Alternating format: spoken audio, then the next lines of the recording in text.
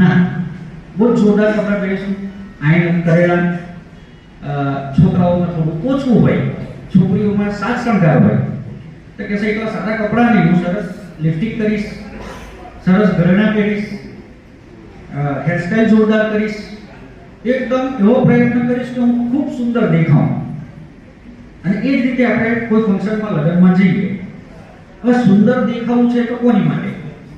તમે લગ્નમાં જાઓ છો, કોઈ ફંક્શનમાં જાઓ છો અને સુંદર દેખાવ છો, શાની માટે, કોની માટે?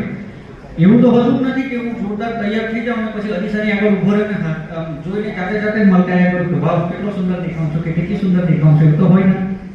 દરેકને એવું જ હોય કે અન્ય સામેવાળા વ્યક્તિ જુએ ને એવું કે વાહ કેટલા સરસ દેખાય છે. આઈ મીન ટુ સે કે તમે તૈયાર થાવ છો, જોરદાર પોતાને દેખાવ બતાવો છો, કોની માટે? લોકો માટે. સામેવાળો જુએ, તમારી ઇમ્પ્રેશન